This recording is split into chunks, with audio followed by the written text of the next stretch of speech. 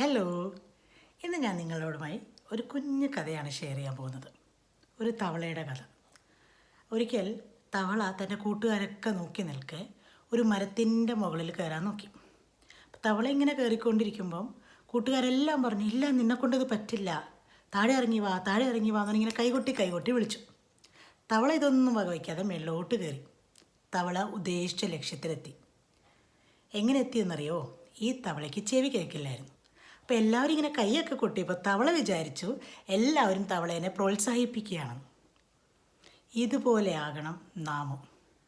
നമ്മളെ നെഗറ്റിവിറ്റി കൊണ്ട് മൂടാൻ ശ്രമിക്കുന്നവരെ, നമ്മളെ തളർത്താൻ നോക്കുന്നവരെ മുമ്പിൽ നമ്മൾ എന്ത് ചെയ്യണം? നമ്മൾ ബധിരരായിരിക്കണം. അതിന് ചെവി കൊടുക്കരുത്.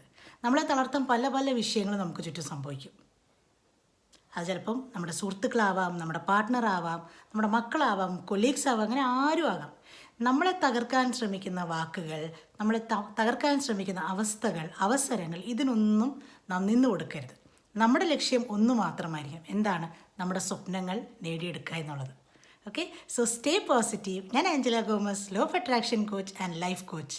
നിങ്ങളുടെ ലൈഫിൽ ഇത്തരം നെഗറ്റിവിറ്റികളിൽ നിന്ന് എങ്ങനെ മാറി നിൽക്കാം, എങ്ങനെ നിങ്ങളുടെ സ്വപ്നങ്ങൾ നിങ്ങൾക്ക് സ്വന്തമാക്കാം എന്നറിയണമെന്നുണ്ടെങ്കിൽ വരൂ എൻ്റെ 21 days basic law of attraction കോഴ്സിലേക്ക്. നമുക്കൊരു അമേസിങ് വാട്സപ്പ് കമ്മ്യൂണിറ്റി ഉണ്ട്. നിങ്ങളുടെ വൈബ്രേഷൻ ലെവൽ ഹൈ ആണ്, നിങ്ങൾക്ക് പോസിറ്റീവായിട്ട് നിൽക്കാൻ സാധിക്കും, പോസിറ്റീവായിട്ട് നിൽക്കുന്ന ആൾക്കാരുടെ കൂടെ നിങ്ങൾക്ക് നിൽക്കാൻ പറ്റും എന്ന് നിങ്ങൾക്ക് ഉറപ്പുണ്ടെങ്കിൽ പോരൂ എൻ്റെ WhatsApp കമ്മ്യൂണിറ്റിയിലേക്ക്. So be positive and stay away from all the negativities. Thank you.